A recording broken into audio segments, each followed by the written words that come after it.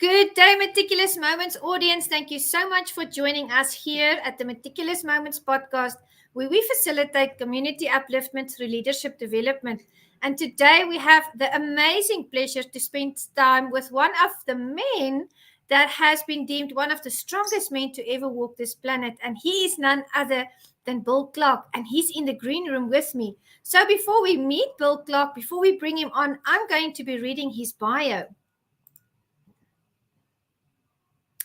You may have seen world champion, world record holding, powerlifter, Guinness Book of World Records title holder, professional strongman, martial arts instructor, and motivational speaker Bill Clark on ESPN, Fox News, CNN, or on Fox Footy, WICZ TV's Monday Motivation. Bill is also featured in the Ripley's Believe It or Not museums around the world and has been on national and international TV shows and programs. Some of Bill's world records include a 570-pound bench press, 740-pound deadlift, and a 355-pound bench press for 31 reps in less than a minute, ripping 29 license plates in two, and bending 7 steel railroad spikes to an angle greater than 90 degrees in 1 minute. Bill was featured on the inside cover of the 2020 Guinness Book of World Records and on the Times Square Jumbotron with Mariah Carey in New York City. Bill has been inducted into a number of halls of fame, including the World Hall of Fame and the Greater Binghamton Sports Hall of Fame. Bill was named one of the strongest men to ever walk the planet and is also a fifth degree black belt in jiu-jitsu, submission wrestling, and self-defense instructor, and owns Bill Clark Strength, where he trains people in optimal mental and emotional mindset and performance powerlifting and weightlifting. And without further ado, let us welcome our amazing guest, Bill Clark. How are you, Bill? Good morning. How is everybody? Thank you very much for having me, Juanita. Always a pleasure to be with you. And thank you so much for inviting me back. I mean, this is a rare treat. Usually when somebody brings me in once, I never get a second chance. I absolutely love it. Thank you, Bill. You know, we had such a phenomenal first session, and I know that you have so many more stories to share, in your life and in your journey. I thought, let's come together. You and I thought, let's come together and let's bring another session to the table. So super blessed to have you. Incredible things that you are doing. Love your energy. And I want to ask you, Bill, tell the audience, for those who were not in the first session, tell the audience a little bit more about yourself before we start. Well, thank you very much for the very kind introduction. It's very sweet of you. Thank you very much. But I always tell people, and I'm not trying to be overly humble here. I'm just telling the truth. I am absolutely nothing special. I thank Jesus Christ for giving me some talent, for guiding me through my life. Because at times when I look back now, I see all the work in progress. I didn't see it back then, and to end up being in a position where you can help out others and help them to become the best that they could be is a real honor for me. But believe me, I'm nothing special. I had the greatest coaches in the world, and when they can teach you the proper way to do things, because it is about being optimal. You can work as hard as you possibly can in the wrong direction, and you're going to be worse than you were before. So it's not always about just working hard. I always tell people, I always tell people that you can run as fast as you want, and you could be the fastest one on the track. But if you run in the wrong direction, you're still going to be in last place. That's the truth. You really have to know, what it is, and maybe we could talk about that a little bit more about building a winning culture. Yes. You really have to know what you're trying to do in this world so you can apply your energy the right way, because we only have so much. And I will always be eternally thankful for God and the Lord Jesus Christ for guiding me through this process, because I didn't know that this was something that I would be able to do, when I was growing up in 5th grade, 6th grade. And I think I told you last time, we didn't even have any hot water in the house. We didn't have heat in the house. So, you start taking cold showers and you no longer check to see what the temperature of the water is, because you already know what to expect, right? There's no plan A, Mhm. or there's no plan B or plan C or plan D. You only have one option. If you want to take a shower, this is what you're going to do. So Yeah. you're going to deal with these things, and and that turned out to be a real blessing for me. A real blessing for me. At the time, I didn't think taking a cold shower would be beneficial in any way, but it taught me to overcome. And that's there's opportunities everywhere. That's the truth. That's the truth. And it taught you to roll with the punches. You were talking about, going fast in the wrong direction, how detrimental that can be. And I thought about something that we do at karate. When we do our kata, for instance, and when the move is explained, we are to copy that move because to the extent to what it was explained. Because if we teach ourselves to do that move wrong, it's going to take many repetitions to fix what we've taught ourselves now, to unlearn.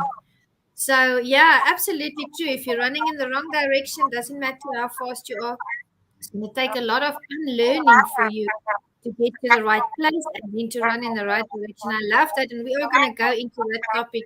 But you really are someone that runs, you go with the flow, you roll with the punches. I want to ask you, I'm not sure, I don't think we talked about that on the last session, but what is it that motivates you?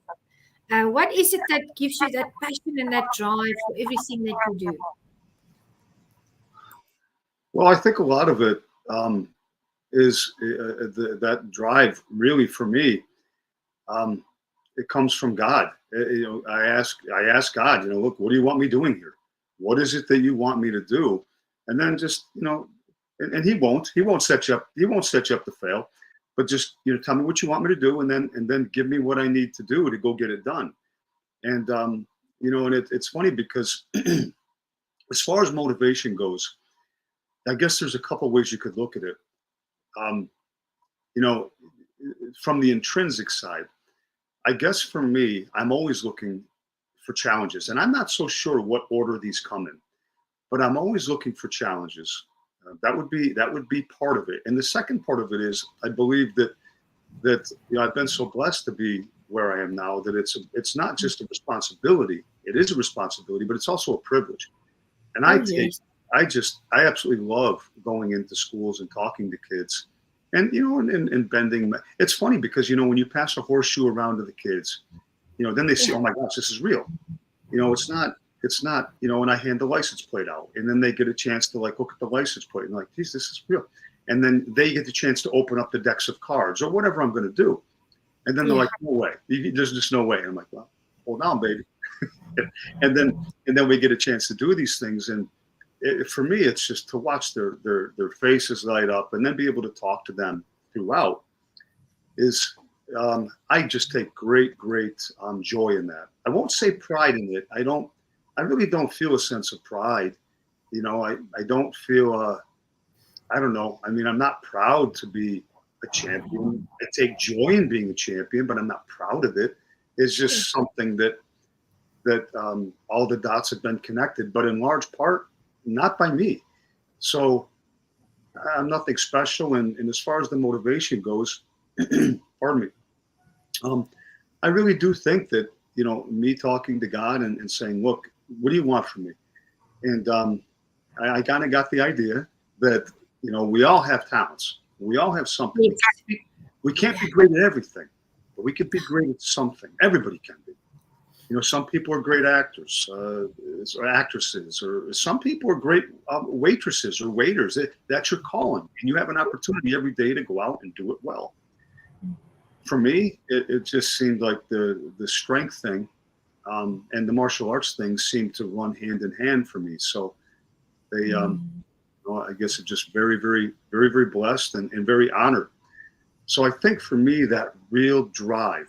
I'm hesitant to say motivation because in February, the middle of winter, when it's brutally dark and cold, I don't want to get up at 4:30 in the morning and train. And when you Yeah. want to do it, that's motivation. When you want to do it, that's motivation. When you do Mm. it and you don't want to do it, that's discipline. So Yes. I think discipline is really the key to Yeah. becoming the very best that you could be. Motivation is great, and it's a part of it, Yes. but it's going to sell you out. So I tend to That's look it. at things, where's that drive come from? And for me, I would say it definitely comes from God. That Amen. That. Absolutely. Absolutely. And you are correct. I agree with you wholeheartedly. Everybody has something that they are extremely good at. Some people have found that a certain niche, someone has, some people haven't found that, but they have to keep on looking. And that's what I find I've seen in the ministry for many years. People think there's something that they want to do, and maybe it's not what they are good at, and then they lose hope, and they internalize that and they see it as a failure. No, maybe there's something else out there that you can do to make the world a better place. And I'm sure, when God has blessed us with those gifts and talents, those are the things that will also make us happy. Will also be, finding joy in those things, and when we engage in that and do those things. So I want to go to one of the topics that you and I are going to discuss today, because you listed excellent topics here. And I want to hand over to you so that you can explain to the audience what's the difference between anxiety and excitement. well, if I may, Juanita, I'm just going to add one thing to what you said because I loved what you were talking Thank you. about how people will do things that they were never meant to do, and then they internalize it, and it becomes like a failure, right? Um, Sometimes champions, we all seem to have our own language, and Mm. to me, failure is not missing the mark; it's missing the opportunity, Oh, right? yes. It's missing the opportunity. There's plenty of times where we shoot for something and we don't get it, but in that, there's an opportunity. What can we do? What can we learn from this? And I think I explained to you before with the license plates.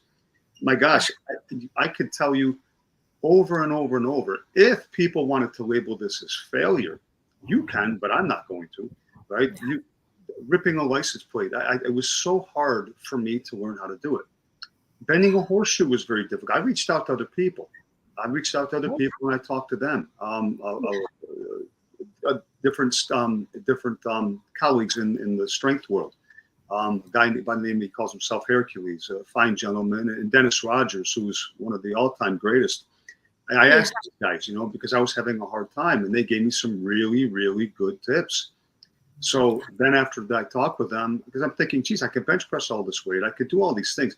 I know I'm strong enough, right? So, Yes.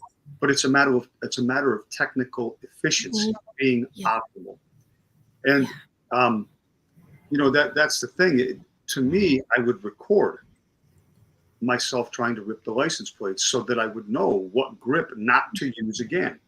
So I started out at this margin, and then there was another margin here. And every time I would move them closer and closer and closer. It was a process, but I didn't give up because Good. deep down I knew I could do it. But there's a Yeah. big difference between knowing you can do something and having the talent to do it and a fantasy. Right? Fantasies, Mm. dreams can come true, but fantasies won't. And that's Mm. that's the difference between them. Fantasies for the movies, but a dream can come true with not just hard work, but optimal work. Mm. So I would film and I would watch and I would analyze and dissect and then pretty soon I found, okay, it can't be this, it can't be that, it can't be this, it can't. It's got to be one of these three. And I finally figured it Narrow out. it down. Yeah, and then it went down. And then after I got used to that optimal technique, then it was just like paper. So what people see is they look and they think, okay, this guy can do. What they're missing is all of the work that went up to it.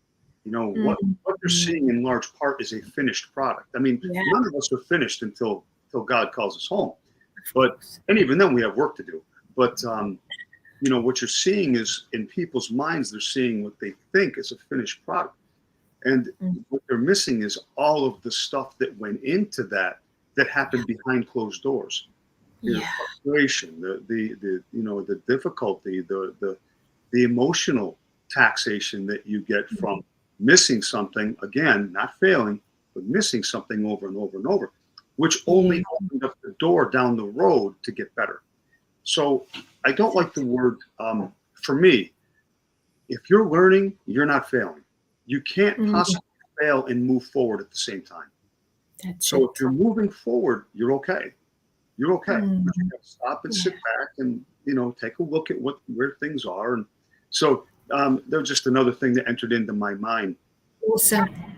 Yeah, but thank you. Well, thank you because you're the one that brought it up. I didn't plan on it, but you brought it up, and so we're a great team together. And I appreciate you, saying these things. And you have so much experience yourself, so I think we're feeding off each other very, very nicely. So thank you.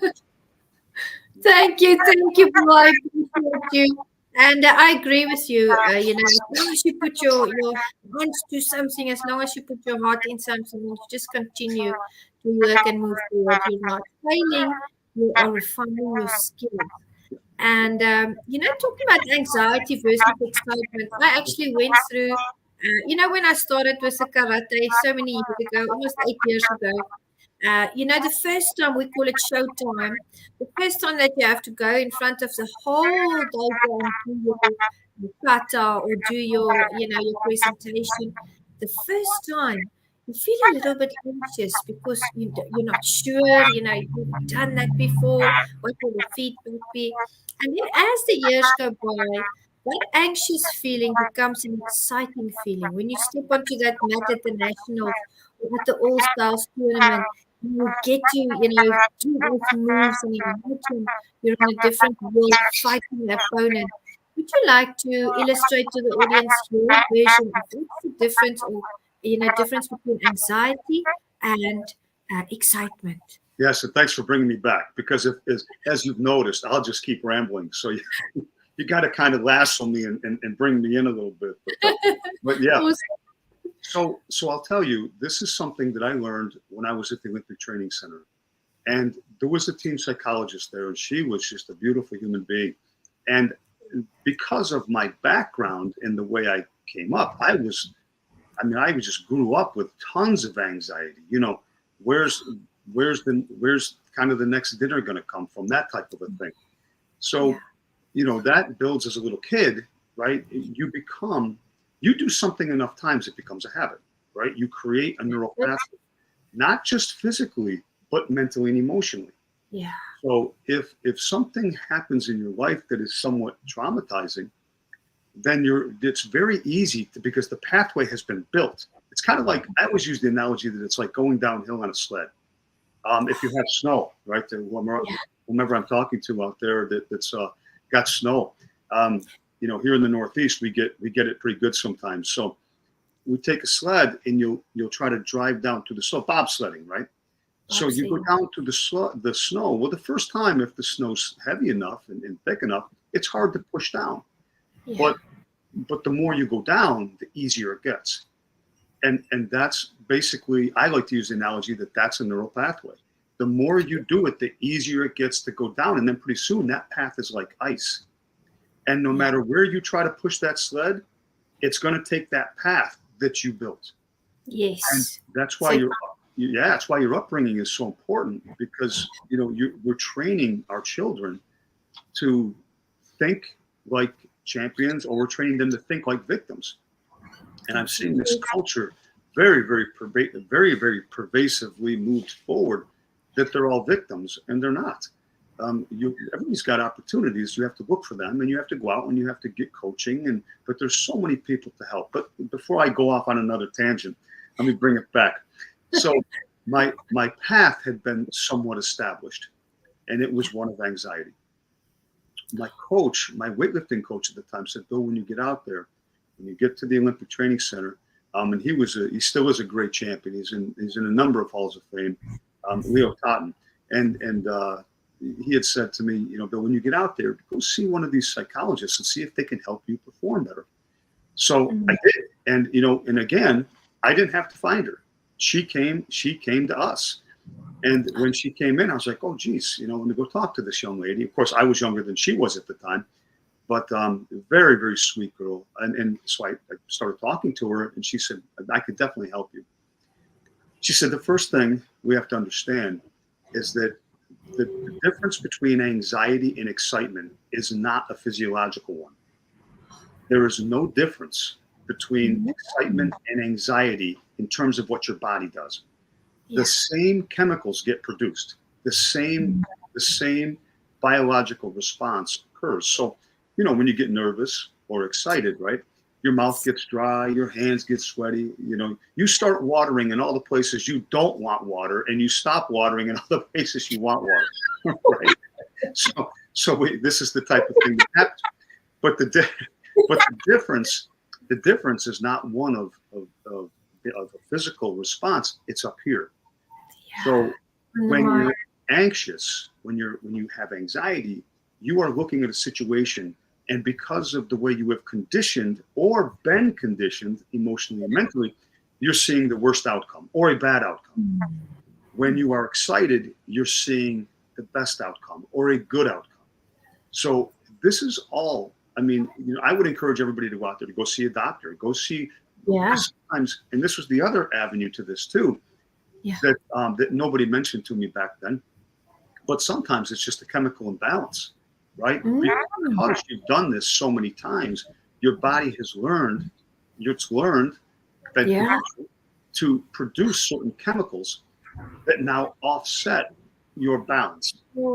So sometimes I would encourage everybody, if you're really having a hard time with anxiety, go to your doctor, see what's going on, and then start to use other tools along with, if your doctor prescribes you medicine. But there's no shame in this. I mean, as an athlete, there's, you know, and that's something that I've seen so many athletes do. They will take anti-anxiety medicine for competitions. They'll do it a couple weeks, a month before. Pardon me 1 second here. I'm just gonna allergies. It's allergy season here. It's that time of the year. Yes, but you know, a lot of athletes will take anti-anxiety medicine leading up. It helps them focus more, and it's not a banned substance or anything like that. So athletes will take it, and then they'll get back off of it after the competition is over. But that was something that she told me that I will never, ever, ever forget. So it came down to this one. She said, you have to learn, right? And how do you learn? You choose. And then after you choose, you practice. And you do it so many times that now what was once your pathway, you're now shifting to another one. But you have to do it enough reps, as you said. You have to do enough repetitions. If you've been taught the wrong way, now we've got to spend a lot of time to create a new pathway, one that is so ingrained. And you know, I will say that the process of doing it, and that's why I started this whole mind performance training program. I typically work with athletes. That's one of the reasons I did it, is because I see athletes that are struggling. You know, I hate to use the word struggle because it's overused these days, but they're fighting inside, with, you know, with these pictures in their mind. And this is in large part something that we can condition. We can teach the mind to perform as we want it to perform. You just have to condition it. And there's a way to do it. And that's what, again, she was so valuable, such a sweetheart. She spent hours with me. And I can even tell you a story if you'd like, and we have time. Please go ahead. So it was again the Olympic Training Center, and you know, if you could picture it out there, and I'm sure you can, it's in Colorado Springs, the one that I was at that time. As you look out in the back, and there's the Rocky Mountains, and if it's summertime, the mountains are still covered with snow at the top. It's just it's a picture out there. So it was about 8:30 Colorado time, and I'm writing in my notebook, my journal for the next day's training. I used to get everything ready the night before, which again was something that my coaches taught me, be prepared, right? So when the bell goes off, you don't have to start scrambling. You're already set to do your job, right? So it's about 8:30, and she came walking down the hallway. And back then, I don't know what the Olympic Training Center is like now, but back then there was no computers, there was no TV in the room. You know, you had roommates. There was a dorm. It was like a college dorm there, really. She walked by, stopped, looked back in, and said, "Hey, Bill, how are you?" I said, "Good, Carrie, how are you?" She said, "You got a second?" I said, "Yeah." She said, "You're listening to Bruce Springsteen there, who was a singer. I don't know if you know Bruce Springsteen." Yes, I know. Yeah. So I'm listening, and she said, "Are you familiar with the words?" And I said, "No." I mean, well, yes. And she goes, "Well, but you know what they're doing to your brain?" And I said, and I didn't. And she said, "No, this was one of those moments that absolutely changed my life." Yeah. Said, Bill, your subconscious mind, because there's three parts to your mind, but we're gonna knock it down to two.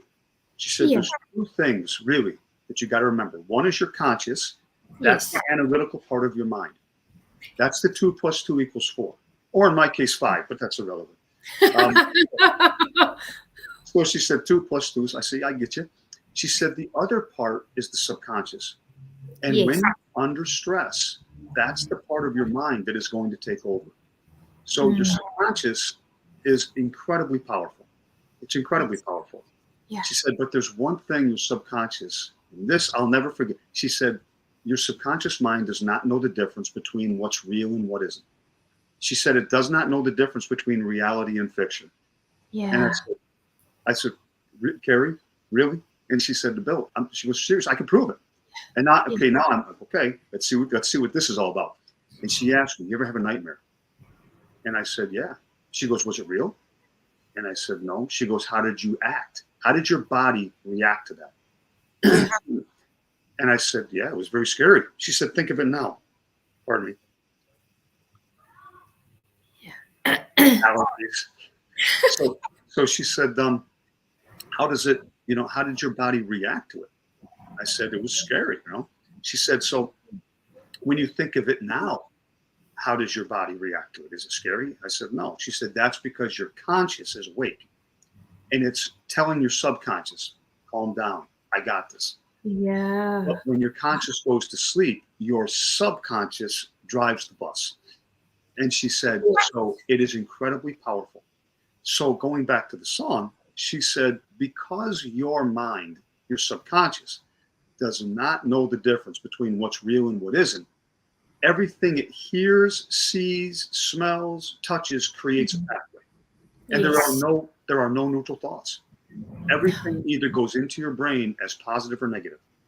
She said, because your subconscious does not know the difference between reality and fiction, you're going to be playing that song all night long while you're asleep. And if your brain interprets this as a negative thing, you're going to Yeah. be flooded with negative chemicals for the next 6 to 8 hours.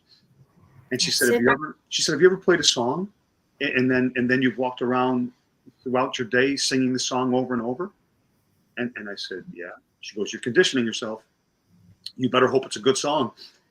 So at Yeah. that point, she said, if you really want to take this to another level, you got to stop with the popular culture. You have to think Mm. that if you're going to be the best you can be, you can't buy in to and you think about it, we're all sold this, right? I mean, not that I'm knocking any singers or anything like that. I'm not saying anything negative about Bruce Springsteen or anybody like that. That's not my place to do so, nor would I anyway. I don't know the man. But Yeah. the songs that he sings may be influencing me in a direction where I don't want to go. Mm. So, pardon me. So what we ended up doing is we ended up making cassette tapes, which shows you a little bit about how old I am. And if it's not that, you'll figure it out with the lack of hair. But, but anyway, so we made cassette tapes where I would listen to these all night long, Yeah. and that way I had all of the proper things going through my head. And over time, it didn't happen overnight, but over time, my whole mental outlook Mm. on life, on my athletic career, all changed. And and then I saw something years ago where they were talking about the Russian hockey team that had won like 4 Olympics in a row, and they were saying, yeah, these guys they know they're going to win. The question is just how are they going to do it? But they Mhm. already know the outcome. They decided. Yes. So That's you it. know the anxiety and the excitement is it's a matter of perception. Yes. And we can train this. We can train perceptions, but you have to be choosing the right things over and over and over. And Mhm. and I don't have any science to support this, so this is purely just a theory. But when I look, as I travel around from school to school, Mm. nobody wants to confront the cell phone issue. And again, you will never overcome what you won't confront. That's it. So you have kids that are walking around with these little devices all day long, right? It used to be when I was in school, we didn't have cell phones. So No. you listened to what the teachers and you listened to your friends. So you surrounded yourself with the people that hopefully would take you to better places. What I'm seeing now is kids are buying into these cultures so somebody else can make a ton of money at their expense, and they're Mm, walking around like little robots. And that, yeah. to me, that is a huge problem. Mm, And it's no mystery to me. Again, I wish I had some science to support this, but I yeah. don't. What I can tell you is that when I talk to doctors, they will tell me that the number of kids on medication for depression, for anxiety, is just, they say, is off the charts at an all-time high. And now you compare that with cell phone usage, and you'll see that's at an all-time high too. Yeah. Now, I'm not knocking a cell phone because, as we all know, we can have great things come out. I use my cell phone for good reasons, right? I listen to your podcast. I listen to things that are going to help me become better, right? So I Yes. listen to things. I surround myself with people, whether it's virtual Yeah. or real life. I'm surrounding myself with people that I know will help me get better, and I That's think that is a big component of the anxiety versus the excitement.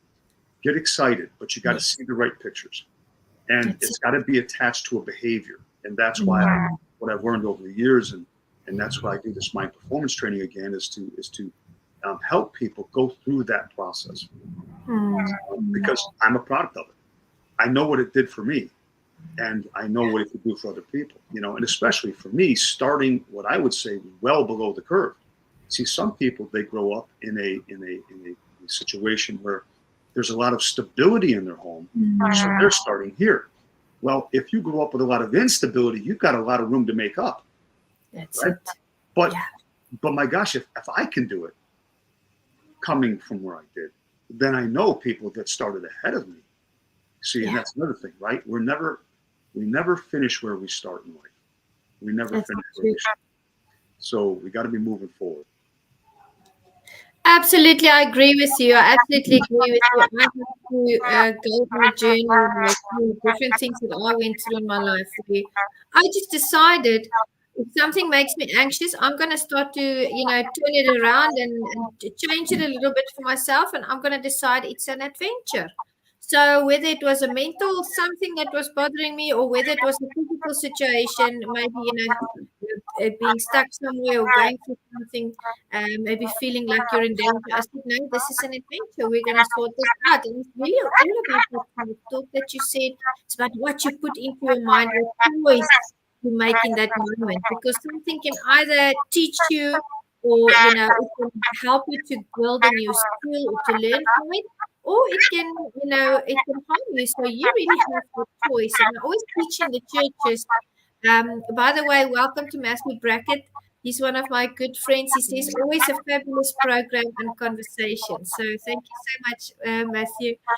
I always taught in the churches in the years that I was ministering that your subconscious is so much more real than you realize. Even so, when you walk into a building, your subconscious mind has already scanned the room to see if you will be safe in that environment or not, and you don't even realize that. And that's why sometimes people feel, they feel those different energies. But the point is, like you said, is you have the control over that. You have the control over what you feed your subconscious. You have the control over what neural pathways you are building. And to the audience, Bill will also know, I'm sure he's also got wonderful tips and tools of, how to feed your subconscious wonderful, inspirational, edifying content. But there are actually hand movements that you can do. You can Google it on YouTube that builds new neurological pathways in your brain. And that is amazing for children as well. I let my children do it all the time because it helps them, to grow and to learn even better. Now, I saw one of our topics here, and I'm very interested to hear what this is about. But you listed one of the topics as internet stories. Tell me a little bit more about internet stories. Yes. So I'll start out by telling everybody out there, okay, that if you're reading a story about about me, that starts out in a bar. It's absolutely incorrect. Okay, so it's funny because you see people will send things to me and say, hey, there's a story going around. Or back in my competitive days as a lifter, you'd get with everybody and they'd say, hey, check this story out about you, and we compare our notes, and, funny things. Well, so there was one that was going around, and I can assure you that, well, maybe I just better tell the story. But Yes. so, Tell us. I'm interested. yeah. Well, again, going back to the premise here, if it's me in a bar, then the story is not accurate. Okay, and I'm not knocking anybody that goes to these places. I don't go to nightclubs. I don't go to bars because first of all, I'm a married man. I'm a family man and an athlete, and I know what happens in these places. There's no reason for me to be at a bar at 1 o'clock in the morning. Okay, there's just no good reason for a guy like me to be there. And when I was in my 30s, there was no good reason for a guy like me to be there.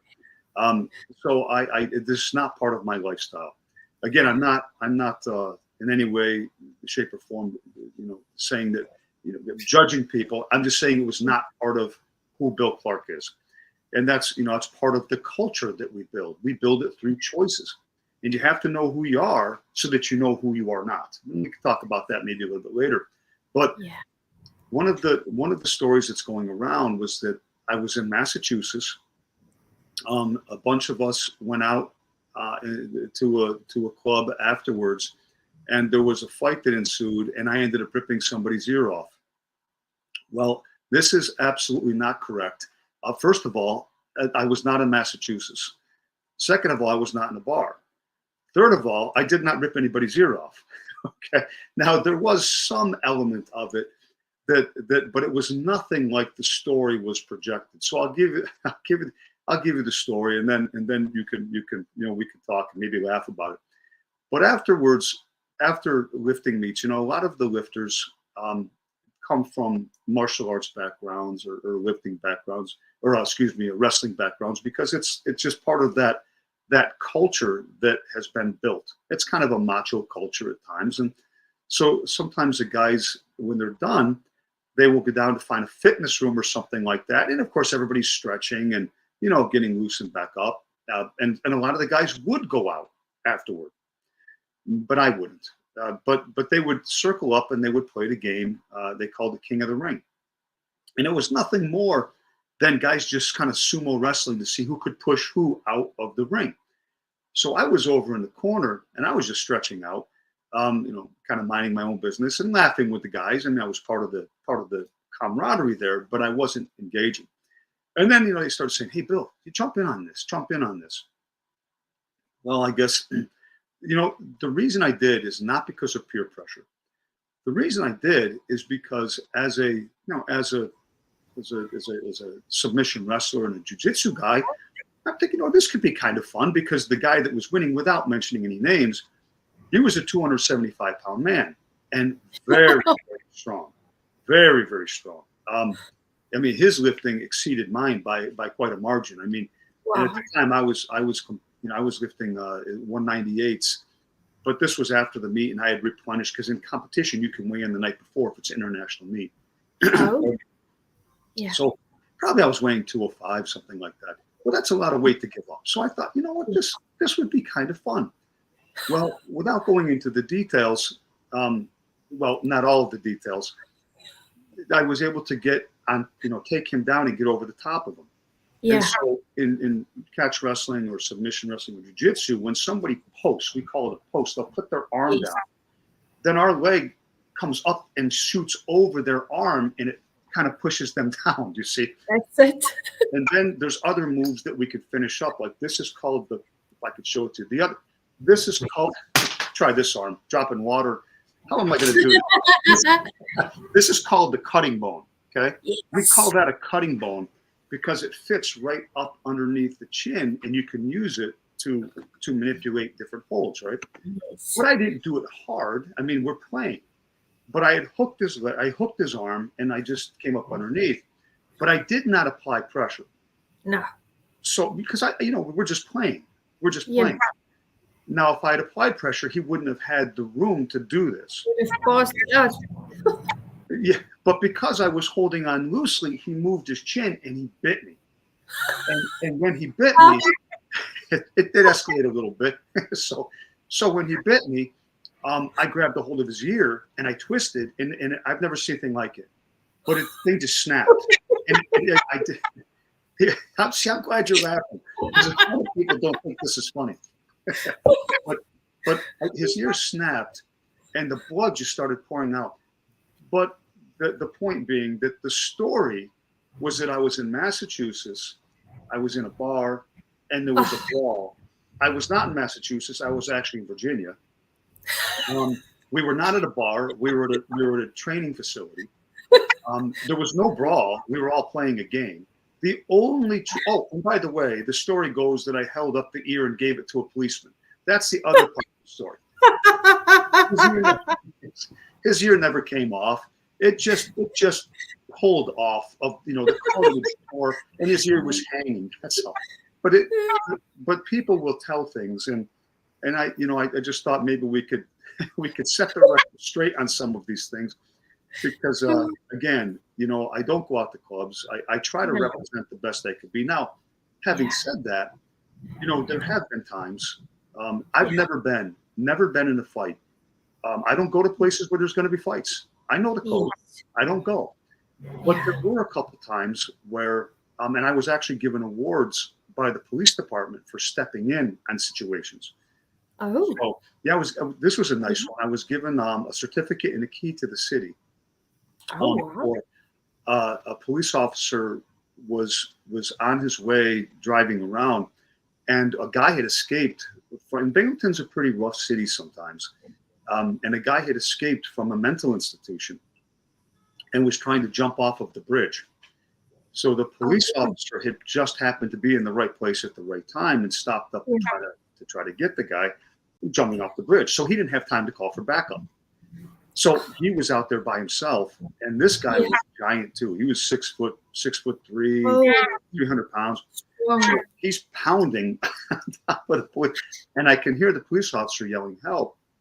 So, but nobody else was stepping in. Everybody else has their phones out and they're recording, but nobody was stepping in. Nobody helps. So I pulled up, and I thought, well, and I could hear the police officer yelling help. So for me, I guess that means I've been deputized. So I didn't hurt the man. I didn't have to. I put him into a hold. I put him into a hold that he was going to take a nap for a few seconds. Yeah. And the funny part is, and this is kind of comical, I put him into a chokehold. Which, by the way, please don't ever, anybody out there watching this, look, chokeholds are deadly physical force. Please. You see people using these in UFC and everything else. Well, there's a referee right there. Okay. Yes. But you have to be a professional to understand when somebody's going unconscious and when they're not, because there's like a little twilight zone that we're looking for here, where they're like, they're incapacitated to a large extent, but they're not out. So that's what in situations you have to be so careful. If somebody has a heart condition or something like this, they're going to die, potentially. So. Again, this is why I don't go to places like this. This is why I don't go to bars. I don't want to get in these situations. I don't want to hurt anybody. I just want to go about my business. But if there's a time when I have to, I won't hesitate. I won't hesitate to do it. I would just rather not be in that situation. But again, the situation kind of found me. I wasn't out at a bar. I wasn't out drinking or nothing of this kind. This was 4:00 in the afternoon. I'm just on my way to the gym. And this is what happened. Yeah. So, but as I've got this guy, and I have his arm up around here because I'm underneath him like this. It's a hold, but anyway. So I've got a hold. He had a sweatshirt on, so I'm pulling across, so it's kind of cutting him off there. So he's, and I'm talking to him too. I'm like, listen, brother, it's okay. No one's gonna hurt you. It's all good. You're okay. Just relax, calm down. And he's kind of like, what? The police officer gets out handcuffs, and guess what he does? He puts the handcuff on my wrist. So he puts because it looks like a pretzel to him. You know what I mean? He's got hands all over the place. He doesn't know which. He doesn't know which hand to grab. So he puts the handcuff on my wrist, and so I've got the guy like this. I said, "Hey, brother." He was more like this. Actually. I said, "Hey, brother, you got the handcuff on the wrong guy. So he takes it off and he gets him. And then at this time, other police officers were coming up. And so I'm happy to say that no one got hurt. Everybody was okay. The police officer had a few lumps on his head, but he was okay. And the guy was taken back, I'm sure, to the institution. The police officer was amazing because he knew he was in for a battle. And he still went out and tried to save this guy's life. So nothing but respect for a man that, or a woman that goes out to risk their lives to help somebody else. So, but again, going back, some of these internet stories, they're kind of comical and sometimes they're, but I can promise you that the one is that's just not true. So there's very little truth about it. And when you look at the context, nothing was true about it. Yeah, somebody just heard something and they made up a story. But that's the thing with, social media. Unfortunately, you do have people that do that. And I want to say to the audience, true martial artists, serious martial artists, we either work or we train or we're at home. We don't go to places like that. And we're always the first to walk away from a fight. We are not training because we want to beat people up. We train because we want to know how to defend ourselves and we study the arts. But we're the first person to turn around and walk away. But then, of course, if we're in danger, of course, we'll have to use the force that we are, taught in the dojo and in the training centers. But thank you so much for bringing that out there because it's good that you set the record straight. Now people know if they hear that story, it's not what happened. Bill just told you what really happened. That's true. Yeah, that I can promise you. And I'll say this again. If the story starts with me at a nightclub or a bar, it's not true. It's not true. I don't go to those places, and I haven't since I was probably 19 or 20, to be honest with you. Maybe a little more. But even then, I was out at a reasonable time, other than when I bounced at a bar, but that's when I was 18. But that was no stories will come out of that. That was very quiet, very, very, very easygoing times. I love it. Now I'm sitting here looking at our topics that we still wanted to discuss. And we ran out of time, but I think we should actually put together another session, Bill, so that we can talk about those other topics for you. So let me know if you're available because we only have about 3 or 4 minutes left. But I want to ask you, there's so many topics still. There's 3 or 4 more that we had on the list, and we can't rush these things. We have to go into it and we have to dissect it and delve into it. That's the fun part of doing these interviews. But tell us today, in this moment, in this setting, if you had to say something to the audience, some words of wisdom, I always end with that. Give them some words of wisdom from your heart. You're such a phenomenal family man, martial artist, speaker. Tell them what is on your heart for them today. Well, first of all, I love the way you phrased that question because that could change in 20 minutes, right? I mean, so today, right now, I would say be optimal in all facets of life. Understand who you are, and then everything gets compartmentalized. If it doesn't fit in with who you are supposed to be, then you shouldn't be there. And I always have a saying, if you've got to go in the back door someplace, don't go. Don't go. If you've got to sneak into a place, you shouldn't be there to begin with. So, and then from there, go out again, be optimal. But that means to be friendly too. Go out and make somebody else's day better. And I think what you'll find is when you make somebody else's day better, your day gets better too. And again, in the last minute or so, you want to be doing the right thing for the right reasons, but it doesn't hurt to benefit from it too. So, and as far as, I'm sorry, Juanita, go ahead. No, I said it's the truth. I agree. Yes, and I would love to come back. Anytime you want me on, I will always make time for you. It's a pleasure to spend time with you and to talk with you and a fellow martial artist. It's always a pleasure, and you're a wonderful host. And I've been, truthfully, I've been interviewed, gosh, I don't know how many times in numbers and numbers of countries. You're very, very good at what you do. And I greatly appreciate the time and the effort that you take into it. You do it very, very well. You're a professional, and I appreciate you. Oh, thank you, Bill. I really appreciate that. Thank you for being here with us today. And, for just spending that time talking about your knowledge and experience. And people in the audience are listening. and they are, letting that sink into their minds, and it's going to assist them out there. There's someone that needed to hear what you brought to the table today. So thank you so, so much. We'll definitely have you back for session 3. Bill and I are not done. There's so many topics that we still want to discuss, but thank you. Until next time, we appreciate you. Thank you very kindly. I love you all. Have a great day, and thank you again for having me, Juanita. Thank you, Bill. See you soon. Bye. Bye.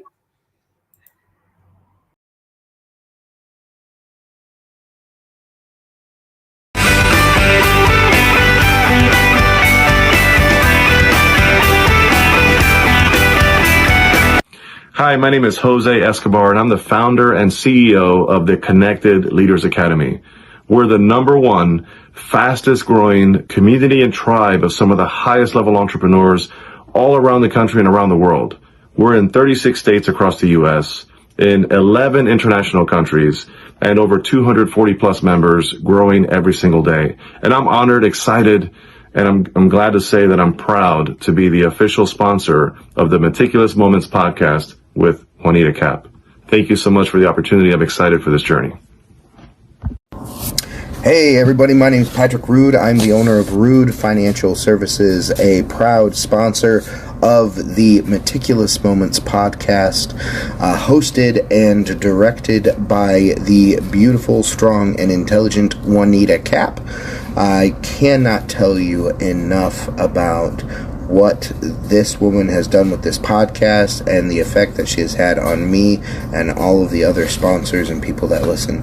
Don't miss it.